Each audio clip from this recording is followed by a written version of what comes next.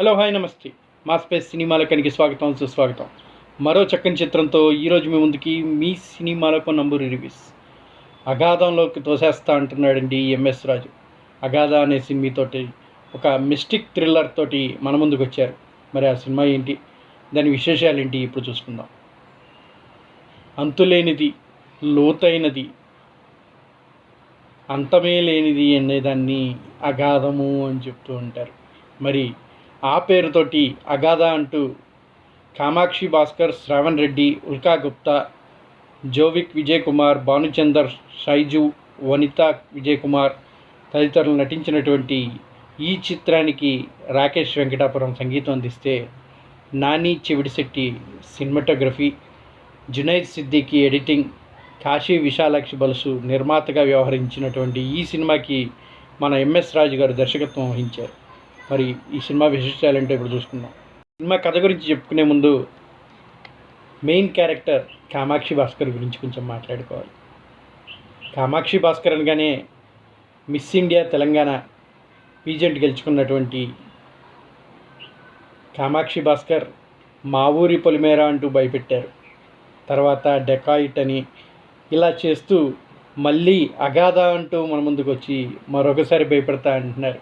అసలు ఈ సినిమా కథ ఏంటి, దాని విశేషాలు ఏంటి ఇప్పుడు చూద్దాం.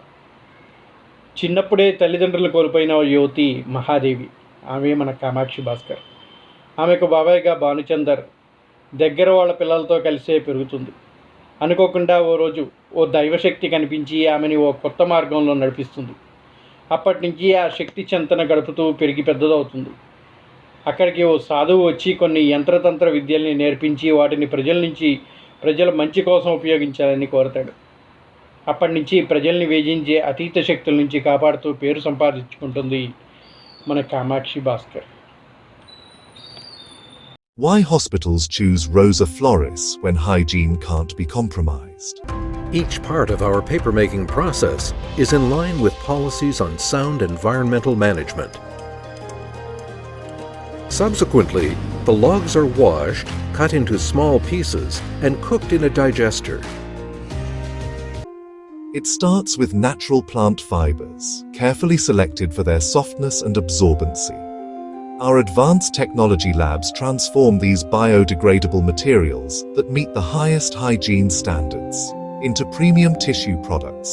From kitchen rolls to hospital bed rolls, Rosa Flores delivers the quality assurance that professionals trust. When hygiene matters most, the choice is clear.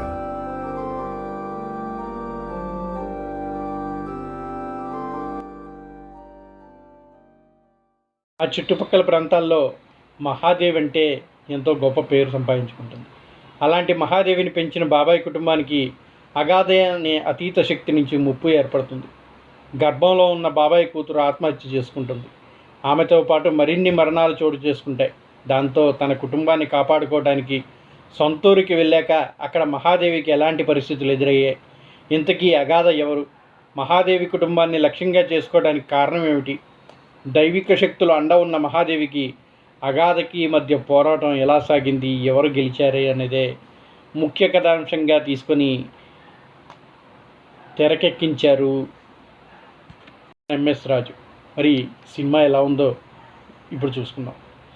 ఆత్మకథలు Telugu సినిమాకి కొత్త ఏమీ కాదు. అయితే ఒకప్పుడు ఆత్మకథలు భయపెట్టడం, థ్రిల్ చేయడమే లక్ష్యంగా ఉండేది. కానీ ఈ మధ్య చాలా వరకు కామెడీ సినిమాలు అయిపోయినాయి. అందుకు భిన్నంగా చాలా రోజుల తర్వాత కేవలం భయాన్ని, థ్రిల్ని పంచడమే లక్ష్యంగా రూపొందించిన సినిమానే ఈ అగాధ అంటూ ఉన్నారు మన ఎంఎస్ రాజు. థ్రిల్లర్ సినిమాలకు తగ్గ వేగం ఇందులో కొరవడిన ఆసక్తిని రేకెత్తించే కథ, ప్రపంచంతో గాఢతతో కూడిన సన్నివేశాలతోని సినిమా చాలా వరకు లక్ష్యాన్ని అందుకుంది. మరి దైవశక్తికి చీకటి శక్తికి మధ్య సాగే ఈ పోరాటం చాలా సినిమాల్లో చూసినా అగాధ చుట్టూ మలిచిన హారర్ సన్నివేశాలు, ద్వితీయార్థంలో అనూహ్యమైన మలుపులు సినిమాని ప్రత్యేకంగా మార్చాయి అంట. అడవిలో ఓ యువతిని వెంటాడటం, ఆమెతో పాటున్న స్నేహితుడు హత్య, ఆ తర్వాత యువతి ఆత్మహత్య తదితర సన్నివేశాలు మొదలైన సినిమా ఎక్కువ సమయం తీసుకోకుండానే కథలో లీనం చేస్తుంది. మహాదేవి పాత్ర పరిచయం, ఆమె బాల్యం, దైవశక్తితో ఆమెకు ఏర్పడిన బంధం, ఆమె నేర్చుకున్న యంత్రతంత్ర విద్యలు, వాటిని ఆమె ఉపయోగించే తీరు ఆసక్తిని రేకెత్తిస్తూ ఉంటాయి. మహాదేవి ఇంట్లో వింత మరణాలు చోటు చేసుకోవడం దగ్గర నుంచి కథ మరింత ఉత్కంఠంగా మారుతుంది. ఆ హత్యలు వెనుకున్న అసలు కారణాలని మహాదేవి తనకు తెలిసిన విద్యల్ని ఉపయోగిస్తూ పరిశోధించే తీరు సినిమాకి హైలైట్ అని చెప్పాలి. ఈ క్రమంలో వచ్చే అడవి ఎపిసోడ్ గుహ దగ్గర జరిగే సంఘటనలు భయపెడతాయి, థ్రిల్ను పంచుతాయి. విరామ సన్నివేశాలకు ముందు వచ్చే తల నరికే సన్నివేశం ప్రేక్షకులకు సాకిస్తుంది. విరామ సన్నివేశాలు ద్వితీయార్థంపై ఆసక్తిని రేకెత్తిస్తాయి. అసలు గుహలో ఉన్న అగాధ ఎవరనే అంశంతో పాటు ఆ రోజు గుహ లోపల ఏం జరిగింది అనే విషయాల చుట్టూ సాగే ద్వితీయార్థం అనూహ్యమైన మలుపులతో రక్తి కట్టిస్తాయి. ముఖ్యంగా కథానాయకుడి పాత్రలో రెండో కోణం, అగాధ ఆత్మ తరచూ ఎవరో ఒకరిలో దూరిపోయి చేసే హంగామా ఆకట్టుకుంటాయి. అయితే కథలో ఒక దశ దాటిన తర్వాత ఎన్నో మలుపులు అనిపిస్తాయి. పతాక సన్నివేశాల్లో కాలయంత్రంతో ప్రతినాయకుడిని బందీగా మార్చడం అనే అంశం చాలా కొత్తగా కనిపిస్తూ ఉంటుంది. మొత్తంగా చాలా రోజుల తర్వాత ఒక హారర్ థ్రిల్లర్ సినిమాని చూసామనే అనుభూతి ప్రేక్షకుల్లో తప్పగా కనిపిస్తుంది. ఈ థియేటర్కి వచ్చిన వాళ్ళందరూ చెప్తున్న దాన్ని బట్టి చూస్తే మరి ఎవరలా చేశారో ఇప్పుడు చూసుకుందాం. ఇప్పటివరకు భిన్న పాత్రల్లో కనిపించిన కామాక్షి భాస్కర్ల ఇందులో మహాదేవిగా ప్రధానమైన పాత్రను పోషించింది.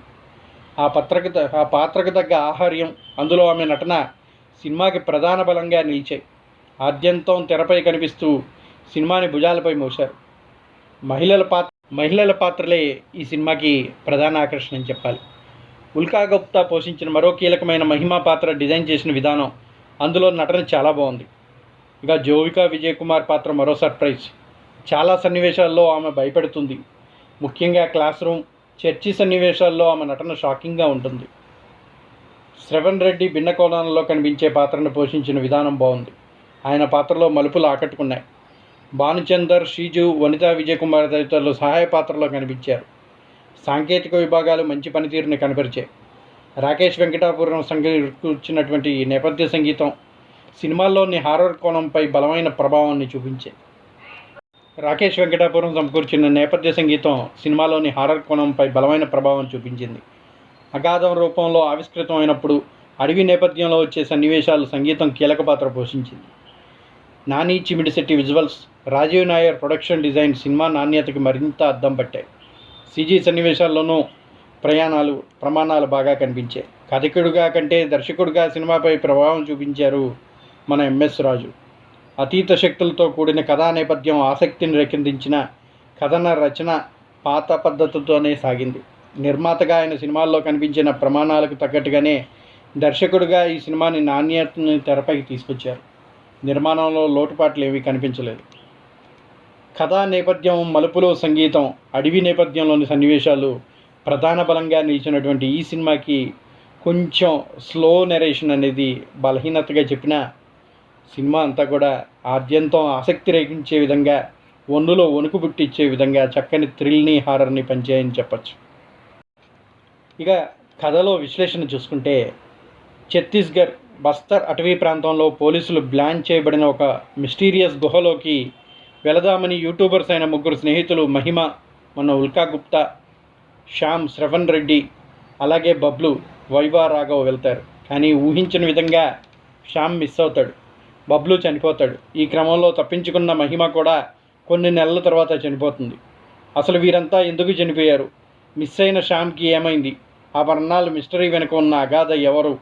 ఆ మిస్టరీ తేల్చడానికి వచ్చిన యోగిని మహాదేవి కామాక్షి భాస్కర్ల ఏం చేసింది? ఆమెకి మహిమకి ఉన్న సంబంధం ఏంటి? చివరికి ఆమె ఈ మిస్టరీ కనుక్కుందా లేదా అనేదే అగాధ సినిమా యొక్క మెయిన్ కథ. దర్శకునిగా మారిన తర్వాత ఎంఎస్ రాజు నుంచి ఇది మరో కొత్త కాన్సెప్ట్గా చర్చ చేయడం జరిగింది. అయితే ఇందులో అగాధ అంటూ తీసుకున్న పాయింట్ ఇంట్రెస్టింగ్గా ఉంటుంది. దాని చుట్టూ అల్లుకున్న సస్పెన్స్తో కూడిన కొన్ని సీన్స్ ఆకట్టుకుని ఇంప్రెస్ చేస్తాయి. అలాగే 1-2 చోట్ల డివోషనల్ మూమెంట్స్ ఎగ్రేట్ చేస్తాయి. ఇక నటీనటులుగా కామాక్షి భాస్కర్ల తన రోల్కి పూర్తి న్యాయం చేశారు. ఒక యోగినిగా అందులోని డెప్త్తో ఆమె నీట్గా పర్ఫార్మెన్స్ చేసి ఆకట్టుకున్నారు. అలాగే ఉల్కా గుప్తా కూడా తన రోల్కి బాగా సెట్ అయింది. అందులోని ఎమోషన్ని చూపిస్తూ ఆమె బాగా నటించింది. ఇక శ్రవణ్ రెడ్డి తన నుంచి భిన్నమైన షేడ్స్తో కూడిన పాత్రలో బాగా చేశాడు. హ్యాండ్సమ్ లుక్లో కనిపిస్తూనే నెగిటివ్ సీన్స్లో కూడా ఇంటెన్సిటీ కనపరిచాడు. ఇక వీరితో పాటుగా సీనియర్ నటుడు షిజు అబ్దుల్ రషీద్ కూడా తన పాత్రలు మెప్పించాడు. ఇక వీరితో పాటుగా ఇతర నటీనటులు కూడా బాగానే చేశారు. చిత్రంలో కాన్సెప్ట్ కొంతవరకు ఓకే, కానీ దీనితో నడిపించే కథనమే కొంచెం డిసప్పాయింట్మెంట్ చేస్తుంది. ఫస్ట్ హాఫ్లో కొంత మేర వరకు పర్వాలేదు అనిపించినా సెకండ్ హాఫ్లో ఇంకా బలంగా ఉంటే మరో లెవెల్కి వెళ్ళేదనిపిస్తుంది. సెకండ్ హాఫ్ బలహీనంగా కొంచెం ఉన్నట్టుగా అనిపించింది. ఈ మధ్యకాలంలో వచ్చిన రొటీన్ మిస్టరీ థ్రిల్లర్ తరహాలోనే ఇది కూడా సాగడం కొంత సేపటి తర్వాత బోర్ ఫీల్ కలిగించినట్టు అనిపించినా ఇందులో కనిపించినటువంటి హారర్ థ్రిల్లింగ్ ఎలిమెంట్స్ వల్ల జనాల్ని భయపెడుతూ వన్నులో వణుకు పుట్టించాయని కూడా చెప్పచ్చు. సీన్స్లో సస్పెన్స్ మెయింటైన్ చేయడం కోసం చేసిన కట్స్ మరీ ఎక్కువ అయిపోయినట్టుగా అనిపించినా థ్రిల్ని పంచడానికి అవి కొంచెం ఉపయోగపడ్డట్టుగా అనిపిస్తాయి. ఇక వీటితో పాటుగా కొన్ని సీన్స్ మళ్ళీ మళ్ళీ రిపీట్ చేసినట్టుగా అనిపిస్తూ ఆడియన్స్కి కొంత బోర్ కలిగించినట్టుగా కూడా ఉన్నాయి. సినిమాలో రోషన్ బషీర్, శ్రేయా రాణిల పాత్రలు సినిమాలో అనవసరంగా పెట్టినట్టుగా అనిపిస్తుంది. వారి వల్ల సినిమాకు కొంత టైం ఎక్స్టెండ్ అయినట్టుగా అనిపిస్తుంది తప్పితే పెద్దగా వినియోగం లేనట్టుగా అనిపిస్తుంది. ఇక చివరిగా క్లైమాక్స్కి వచ్చేసరికి సినిమాలో చాలా వరకు సన్నివేశాలు కొన్ని హాలీవుడ్ సీన్స్ కాన్సెప్ట్లు ప్రేరణగా తీసుకున్నారనిపిస్తూ కట్ కాపీ పేస్ట్ లాగా అనిపించినట్టుగా ఉంది. ఒక టైం లూప్ సీన్, కామాక్షి ఆత్మకాలంలో వెనక్కి వెళ్ళటం వంటివి స్ట్రేంజర్ థింగ్స్, డాక్టర్ స్ట్రేంజ్ లాంటి వాటిల్లో చూసినట్టుగా ఉంటాయి. వాటికి మన టచ్ అందించారంతే. ఇందులో నిర్మాణ విలువలు డీసెంట్గా ఉన్నాయి. కాన్సెప్ట్కి కావాల్సిన సెటప్ని బాగా డిజైన్ చేసుకున్నారు. రాకేష్ వెంకటాపురం సంగీతం వల్లే సినిమాకి ఈ లెవెల్ వచ్చిందని కూడా చెప్పచ్చు. నాని చిమిడిశెట్టి కెమెరా వర్క్ బాగుంది. జునైద్ సిద్దికి ఎడిటింగ్ ఇంకొంచెం బెటర్గా ఉంటే, కొంచెం కట్స్ చేసుంటే మరో లెవెల్లో ఉండేది. ఇక దర్శకుడిగా ఎంఎస్ రాజు విషయానికి వస్తే, తాను దర్శకునికి మారిన తర్వాత టచ్ చేసిన మరో ఫ్రెష్ సబ్జెక్ట్ ఇది.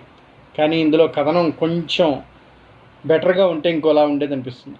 మొత్తంగా చూసుకున్నట్టయితే ఈ అగాధ సీట్లో కూర్చున్న వాళ్ళకి చెమటలు పట్టించి వన్నులో ఒలుకు పుట్టించేటువంటి హారర్ కథ, చక్కని సస్పెన్స్ తోటి నడిపించినటువంటి థ్రిల్లర్ సినిమాగా ప్రతి ఒక్కరిని ఇంప్రెస్ అయితే చేస్తుంది. కానీ కొన్ని చిన్న చిన్న లోపాల వల్ల కొంచెం ల్యాగ్గా అనిపించిన మంచి థ్రిల్లర్ మూవీగా, హారర్ సినిమాలు కోరుకునే వాళ్ళకి చక్కని సబ్జెక్టుగా అనిపించేటువంటి ఈ చిత్రానికి మీ సినిమాలకు నంబరు రివ్యూ ఇచ్చే రేటింగ్ వచ్చేసి 3/5.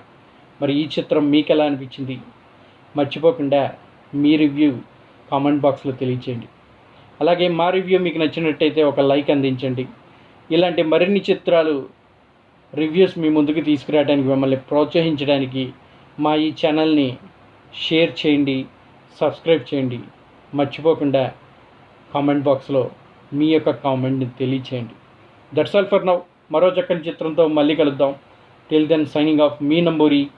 జై హింద్, జై భారత్.